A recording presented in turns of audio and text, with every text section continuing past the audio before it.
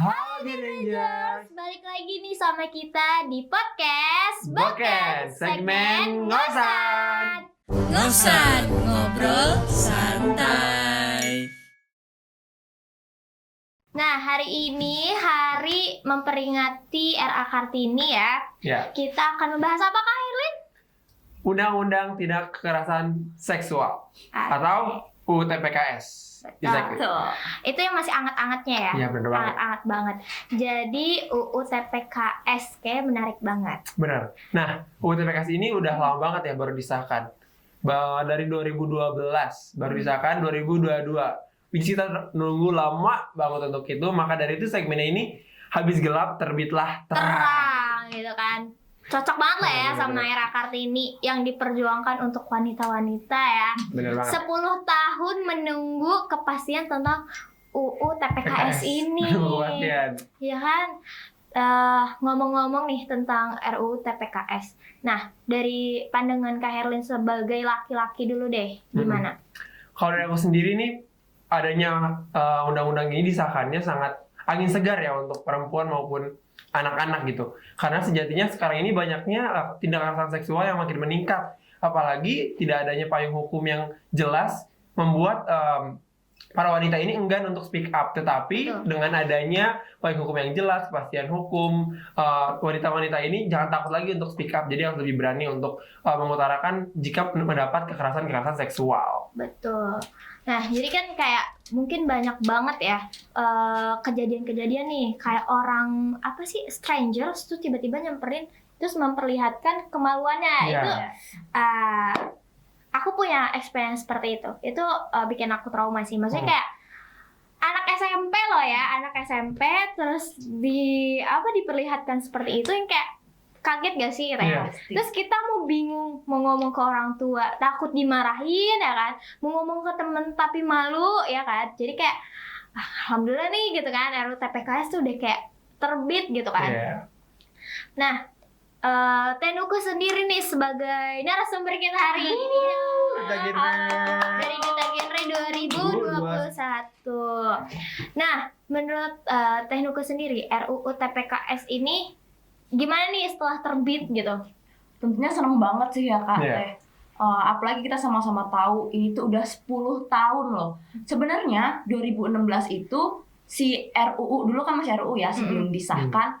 RUU TPKS ini sempat masuk ke prolegnas, jadi program legislasi nasional di 2016.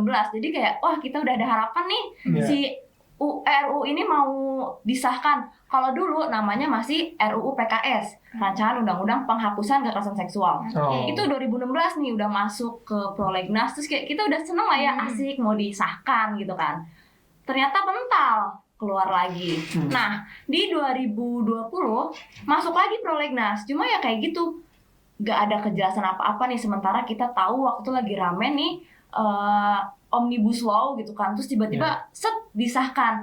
Ya kita sebagai orang-orang yang memang dari dulu menginginkan RUU ini disahkan, bertanya-tanya dong pastinya, ini kenapa nih? Kenapa nggak disahkan-sahkan juga? Akhirnya seiring berjalannya waktu, RUU ini masuk ke inisiatif DPR dan mereka mengganti nama yang tadinya jadi RUU PKS jadi RUU TPKS, RUU Tindak Pidana Kekerasan Seksual. Nah, setelah ya berbagai upaya yang sudah dilakukan, mulai dari diskusi, lalu juga ada aksi juga kan yang dilakukan oleh masyarakat. Betul. Akhirnya di 12 April kemarin, DPR melalui Ibu Puan Maharani mengesahkan RUU TPKS menjadi undang-undang. Alhamdulillah. Bantu dong. Udah banget ya? Setelah berapa lama tuh ya Kang Teh? Iya. Iya, 10 tahun. Nah, coba dikasih tahu dong Tenuka undang-undang nomor berapa, tahun berapa, mungkin buat edukasi teman-teman genre nih. Oke, sebenarnya karena ini baru disahkan ya, jadi kan aturannya disahkan dulu, nanti baru disetujui oleh presiden gitu kan. Jadi sampai saat ini belum keluar nih undang-undang nomor berapanya gitu kan. Tapi semua teman-teman juga perlu tahu kalau saat ini Indonesia udah punya undang-undang yang pro korban, yang memang Yes. fokus pada tindak pidana kekerasan seksual itu Betul. sendiri. Yang sebelumnya kan kekerasan seksual memang sudah diatur ya di Kitab Undang-Undang Hukum Pidana, tapi itu belum lengkap gitu. Baru kayak ada perkosaan, baru ada cabul gitu. Nah, undang-undang TPKS ini akhirnya jadi angin segar yang juga mencakup nih banyak tindakan-tindakan kekerasan seksual yang akhirnya ada payung hukumnya. Kayak kan diatur ya sekarang tuh semisal pelecehan seksual non fisik, pelecehan seksual fisik, lalu pemaksaan sterilisasi, pemaksaan aborsi, ada juga perkawinan paksa, ada penyiksaan seksual, lalu ada eksploitasi seksual, ada perbudakan seksual. Bahkan yang menurutku ya ini keren banget itu kekerasan berbasis cyber. Itu kan mungkin Akang, Teteh atau teman-teman pernah tahu nih kasus kayak semisal tiba-tiba dikirimin foto atau video porno gitu. Nah, That's right. itu banget remaja yang saya ngalamin nih. Iya kan? Sementara kita nih nggak tahu ini siapa gitu. Iya, itu strangers banget. Iya, pasti kan takut ya. Betul. Nah, dulu itu belum diatur, sekarang alhamdulillahnya udah diatur Kang Teh Iya, undang-undang bener banget. ini. Kalau dulu berarti itu fokusnya hanya ke pelaku ya, tapi Iya. sekarang udah fokus sama korban dan di cover semuanya dari mulai pemulihannya sampai ke psikologis dia gitu ya. Benar Iya, banget. Betul banget.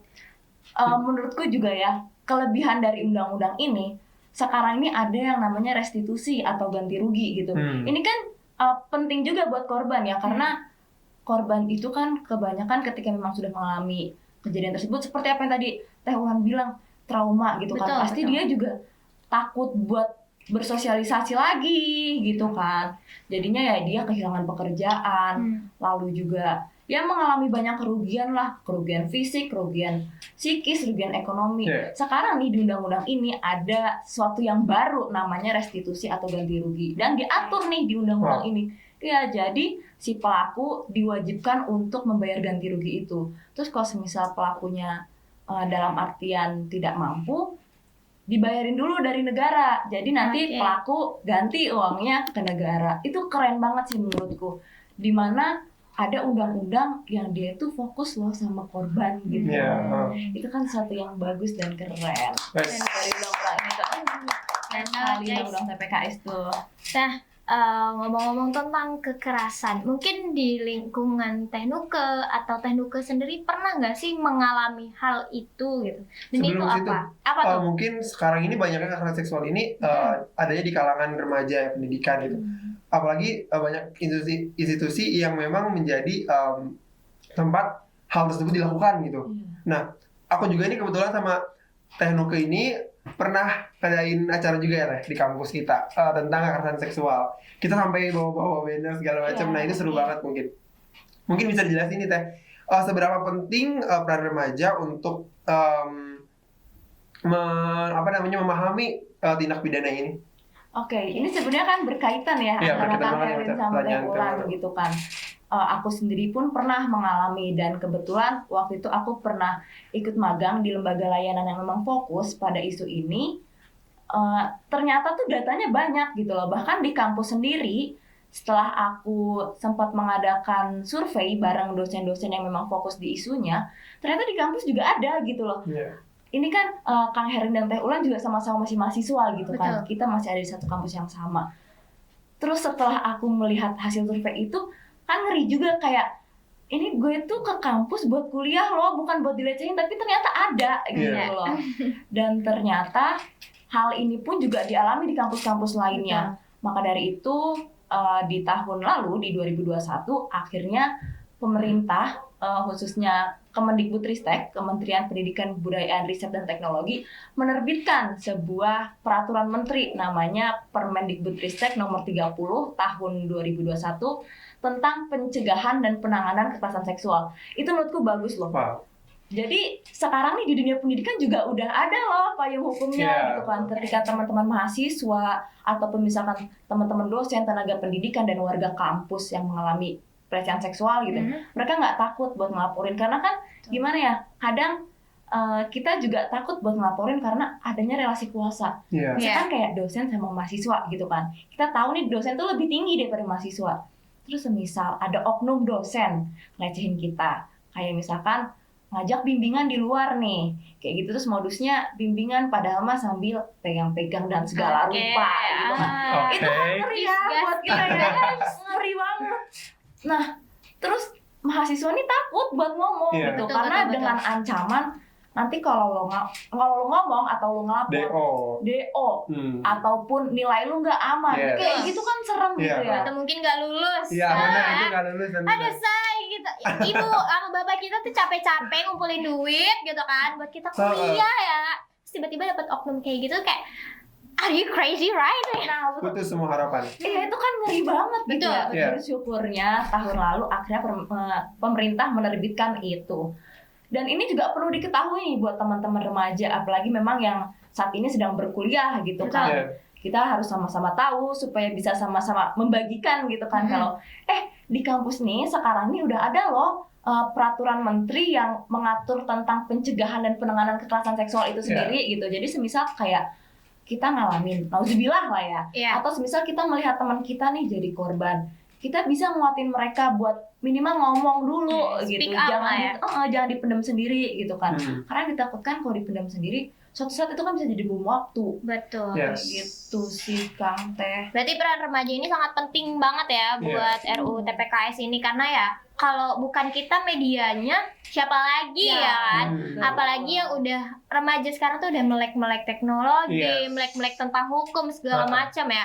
Maksudnya itu jadi perantara kita untuk kedepannya bahwa Indonesia tuh harus maju bareng-bareng. Benar.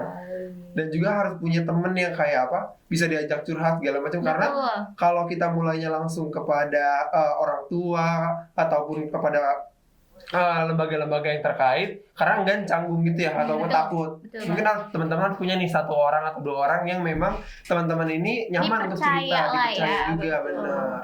Dan aku juga mau nyampe nih buat teman-teman yang emang udah dipercaya buat jadi tempat cerita temannya, malah jangan jadi bahan gibah gitu Yes. lah. lah ya, tolong Jangan gila ya guys. disimpan gitu kan ya. Kan kasihan ya orang Betul. udah ngalamin ngalamin suatu hal yang gak enak gitu kan.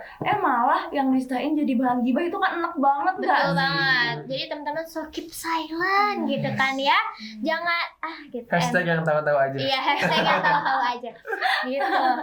Nah, ada nih di Karawang yang aku dengar tentang pelecehan, kekerasan lah itu masuknya. Jadi anak di bawah umur, diperkosa sama ayahnya sampai punya anak. Dan itu tuh naik banding ke hukumnya sangat susah. Dan sampai akhirnya dia jebol karena dibantuin beberapa ya mungkin lawyer dan lain-lain. Akhirnya dia menang gitu. Jadi ayahnya dipenjara gitu. Tapi di situ kan kayak ditanya, kenapa kok nggak ngomong gitu ya. Nah itu kayak takut dimarahin ayah, soalnya diancam untuk dibunuh. Terus kayak wow gitu kan. Insane. Ngeri banget ya. Gak masuk akal ya guys. Itu aku waktu lagi main ke pengadilan gitu kan kayak, oh begitu ya ternyata. Dan gimana ya, aku ngerasanya seorang ayah gitu kan, apa rasanya sih Perkosaan. Iya. Terus sampai punya anak gitu loh. Iya. Dan itu masih di bawah umur. Itu tuh, nah itu mungkin lemah kali ya yang kemarin-kemarin sebelum disahkannya RUU ini. Jadi kayak alot banget gitu loh perjalanan hukumnya tuh alot banget. Tapi ternyata per tanggal 12 kemarin sudah disahkan. Semoga kalau ada hal-hal seperti itu tidak alot lagi lah hukumnya gitu ya. Amin. Semoga aja. Semoga nih ya banyak banget ya.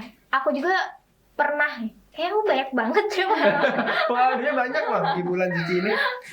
di tahun 2017 aku sudah maafkan sih. Maksudnya ini pembelajaran untuk kita semua ya. Aku bukan untuk membahas masa lalu sebagai macamnya. Dulu aku pacaran, which is toxic relationship lah ya. Tiba-tiba dia tuh cemburu. Dia cemburu, akhirnya aku tuh dipukulin. Dipukulin. Dulu aku pakai behel kan, sampai bibir aku sobek, terus pelipis aku bengkak, ini benjol, ini biru memar-memar. Nah itu tuh aku takut untuk ngomong ke orang lain. Jadi di situ juga mungkin untuk korban-korban tuh ada beberapa tipe nggak sih? Kayak ada nge-freeze, ada yang teriak minta tolong. Nah ketika aku cerita, temen aku malah blaming kayak gini, ya lu ngapain gak minta tolong? Dan lo nggak ada di posisi gue nggak sih, kayak kalau lo di posisi gue dan jadi gue rasanya nge-freeze banget ya. Ketika nah itu orang mungkin nggak berani speak up-nya di situ kali ya. Jadi kayak aku berani ngomong sama teman dan akhirnya respon teman tuh nggak malah begitu ada- gitu ya. kan. Akhirnya aku memendam sendiri. Nah kayak gitu mungkin beberapa Kalau dari case. Teh Nuku gimana nih menanggapi hal tersebut? Ya mungkin yang dialami sama Teh Ulan itu kan, jadi ada yang namanya respon tubuh ya. Betul. Ketika kita mengalami pelecehan seksual, mungkin kita kaget gitu kan. Terus kita diam dulu, ini tuh gue kenapa ya? Kayak Nah, gitu kan. iya. Kita nge-freeze bener sama bener apa yang tadi Teh Ulan bilang. Tuh kalau kita namanya tonic immobility gitu kan. Dia tuh kaget, diam.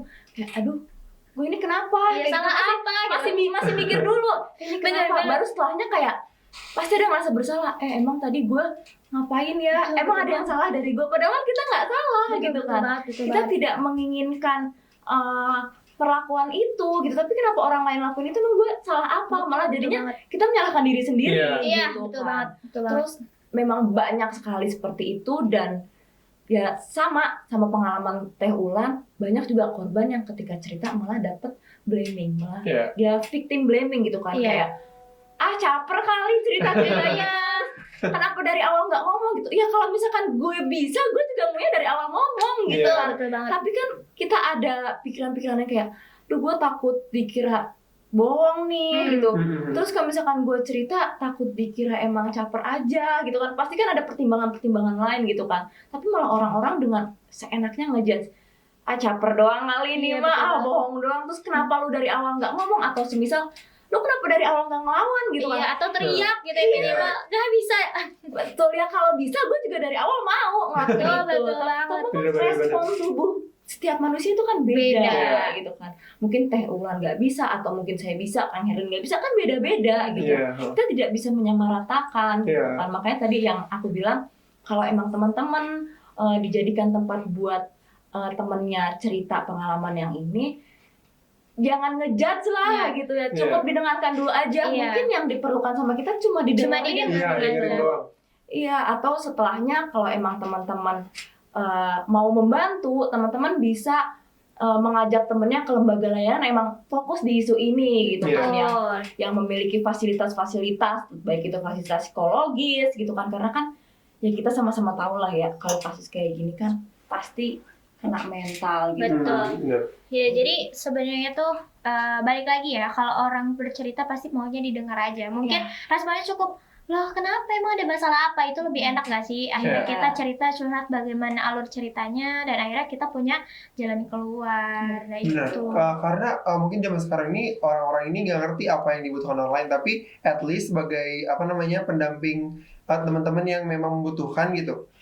Kamu harus jadi good listener dulu sebelum kamu menyarankan A, B, C segala macam, karena kalau kamu nggak bisa menyarankan, karena yang kamu curhatin itu sebenarnya butuhnya cuma dengerin doang, kadang nggak cuma butuh saran segala macam kan. Nah, poin pertamanya itu kamu harus jadi good listener dulu untuk orang-orang ini, dan juga terlebihnya jangan pernah ceritain apapun ke orang lain setelah orang lain cerita ke kamu. Betul Jadi banget. emang kamu tuh harusnya jadi good listener dulu untuk pertama-tama. Terus menanggapi yang tadi yang anaknya memperkosa anak apa? Ayahnya Kebalik ya, Wak. Kebalik hari Diperkosa berarti. bapaknya serem ya, bapaknya memperkosa Anaknya. Teman-teman pernah nonton mungkin di Girl in the Basement gak sih? Aku Jadi belum. itu sama, dia tuh kasusnya kayak gitu juga. Ini di luar negeri kasusnya. Mungkin dari sudut pandang aku itu, kita tuh kadang menyalahkan perempuan ya sebagai Betul. itu mah perempuan aja kali yang ngegoda. Atau mungkin Pakaiannya. seksi, gitu kan. Padahal terlepas dari hal tersebut, mungkin yang paling penting adalah mindset ya sih. Iya. Mindset orang-orang ini harus dirubah dulu nih. Jadi jangan kalah sama hawa nafsu sendiri. Betul. Kalau menurut teman-teman, mindset yang benar untuk menanggapi hal-hal yang emang tindakan preventif kekerasan seksual itu kayak gimana sih? Nih, sebenarnya ya, kita kan sama-sama tahu ya, kebanyakan korban itu perempuan dan anak-anak. Tapi Betul. tidak menutup kemungkinan ya, Ya, laki-laki ya, jadi ya. korban. Sama kayak kasusnya Reinhardt. Yang waktu itu rame I banget, know. ya nggak? Si Oke, Reinhardt oke. Sinaga, dimana dia memperkosa laki-laki gitu kan. Itu kan tidak menutup kemungkinan Yes. kalau laki-laki juga bisa jadi korban gitu. Iya. Tapi memang kebanyakan yang jadi korban ini perempuan. Padahal sama-sama kita tahu kalau ada Kementerian Perempuan. Betul. Pencegahan kebanyakan perempuan gitu Betul. kan.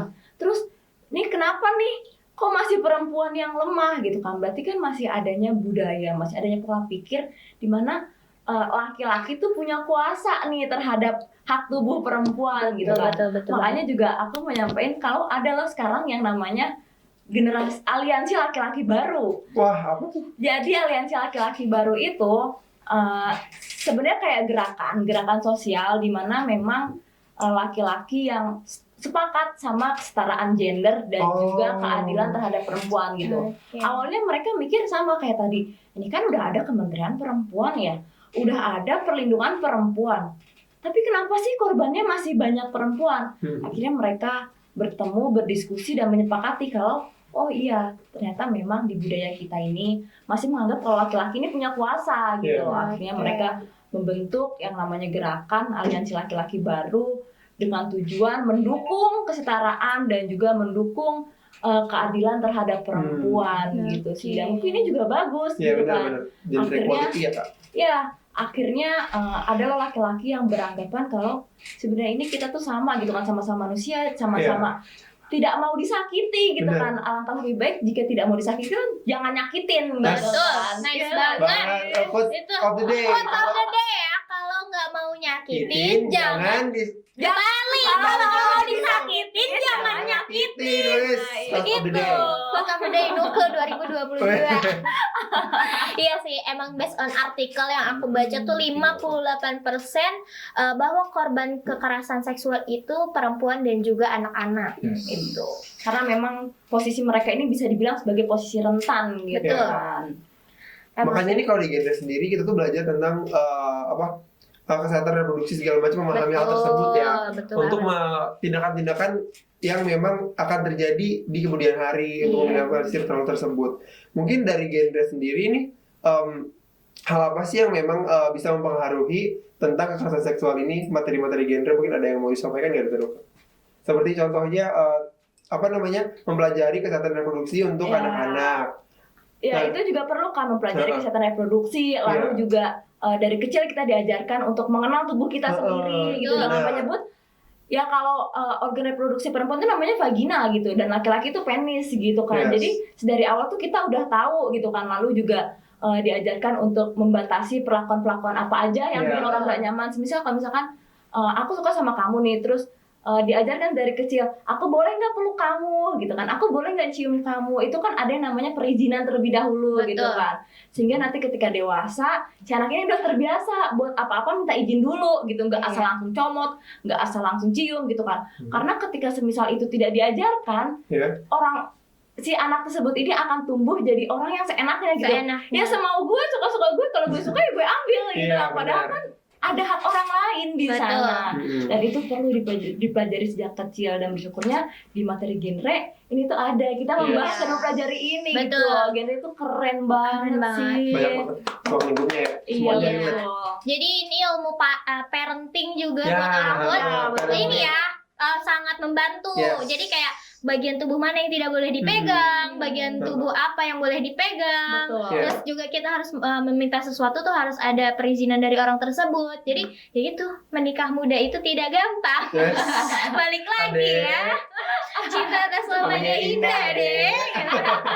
Karena kita bakal melahirkan generasi-generasi selanjutnya. Nah, terakhir ya, kayak ya Allah sedih banget nih ya, udah di segmen terakhir. Udah perbincangan seterusnya yang tadi kita bahas, ini kan pasti menimbulkan traumatik ya, menimbulkan traumatik. Nah, orang-orang masih berpikir kayak nanti kalau ke psikolog bayarnya mahal dan lain-lain sebagainya. Mungkin Tenuke bisa memberi solusi kemana sih yang kalau kita ingin konsul harus ke siapa, harus bagaimana, dan itu prosedurnya gimana, bisa mungkin dikasih tahu Kak? Oke, teman-teman yang memang mengalami ini dan takut buat cerita ke teman atau ke orang tua, teman-teman bisa mengakses ke lembaga layanan terdekat. Itu ada yang pro bono dan ada yang juga tidak. Misalkan kalau di bawah pemerintahan ada lembaga layanannya. Kalau di Karawang sendiri ada pusat pelayanan terpadu pemberdayaan perempuan dan anak. Lalu juga semisal kalau misalkan kalian takut buat ke sana, kalian bisa mengunjungi lembaga layanan yang memang ada di sosial media seperti LBH Apik kayak gitu kan. Terus lalu ada layanan psikologis banyak kok di sosial media, teman-teman coba cari gitu kan. Oke. Atau kalau misalnya teman-teman masih ngerasa nggak mampu, nggak apa-apa gitu kan, tahan dulu, kumpulin nyawa dulu, kumpulin semangat dulu, baru nanti ayo kita sama-sama berjuang bahwa teman-teman itu sebenarnya nggak sendirian gitu loh. Betul. Coba cari bantuan karena orang lain pun pasti mau membantu teman-teman Iya. gitu kan. Tapi di genre juga punya. Yes. Oh iya betul. Namanya Pick R Benar. itu. Nah, jadi Pick R ini ya itu menaungi juga teman-teman yang mau curhat mungkin ya, karena Betul. kita kan konseling Yes. gitu kan ya. Sesama remaja jangan takut, bisa lewat sosial media. Kita bakal no name ya kan. Betul. Bakal private semua data diri kalian gitu. Jadi sebenarnya aku masuk genre ini seperti konsultasi ya. Konsultasi diri sendiri gitu kan. Karena ya memang trauma. Sampai sekarang, sampai detik ini, sumpah sampai detik ini aku masih trauma dengan laki-laki yang namanya keras sih. Iya. Keras mungkin dari omongan atau mungkin dari dia tuh gampang untuk apa ya, tangannya tuh enteng gitu. Iya, tidak Nah, memukul gitu ya.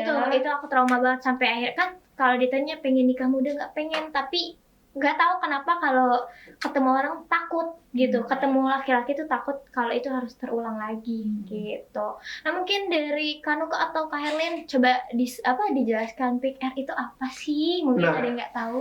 Pusat Informasi Konseling Remaja nih. Jadi untuk teman-teman yang memang ingin bergabung di Pick R ini, ataupun teman-teman yang bingung nih, gue ini punya bakat, gue ini punya skill segala macam, tapi nggak ada nih tempat atau wadah yang menaunginya. Nah bisa nih gabung di Pick R. Untuk teman-teman yang masih sekolah, bisa ikut Pick R di sekolahnya, ataupun teman-teman yang di lingkungan rumahnya mendukung nih, bisa membuat Pick R, ataupun kalau udah ada ya bagus, teman-teman tinggal daftar ke situ. Nanti untuk lebih lanjutnya ada nih di segmen selanjutnya mau kita bahas nih Teh, tentang Pick R. Nanti kalau penasaran stay tune terus ya, makanya di podcast Beken. Yang segmennya ngosan ya. Yes. Ya. Segmennya ngosan. Oke, kesimpulan dari ini semua, kita sangat bernafas lega Yes. karena RUU PKS sudah TPKS ya, RUU TPKS sudah disahkan per 12 April 2022 di momen Kartini ya. Yes, Ya, Kartini benar. Days. Kartini Days gitu kan. Terus jika memang memiliki experience yang tidak mengenakan tentang hal kekerasan seksual, mungkin bisa cerita ke orang yang memang ahli. Kalau Yes. misalnya nggak percaya sama teman ya, atau mungkin ke anak-anak duta genre gitu kan ya, boleh banget. Dan jika emang sudah berat banget, silahkan dibawa ke jalur hukum ya, Jangan takut, Say. Ada undang-undang TPKS. Betul. Jangan takut buat mengakses lembaga layanan. Yes. Pasti dibantu Iya, kok. benar. Gitu. Apalagi sekarang udah ada undang-undangnya ya. Benar. Tenang aja. Oke, mungkin dari Tanuko ada terakhir. Oke, semoga ini jatuhnya harapan sih ya. Oke. Aku berharap semoga setelah adanya undang-undang TPKS ini, kekerasan terhadap perempuan, anak maupun laki-laki, karena semua bisa jadi pelaku dan Betul. semua bisa jadi korban. Yes. Jadi semoga dengan adanya undang-undang TPKS ini bisa meminimalisir kasus-kasus kekerasan kekerasan seksual gitulah harapannya. Semoga kedepannya Indonesia bisa menjadi negara yang aman, Betul. bisa jadi negara yang nyaman buat semuanya, Benar. seperti itu sih. Oke deh. Oke. Jangan lupa di like, comment, and Subscribe subscribe ya, YouTube guys. kita. Dan stay tune terus tentang podcast kita, podcast Bukan, segmen Ngosan. Ngosan. See you, bye-bye. See you. Thank you.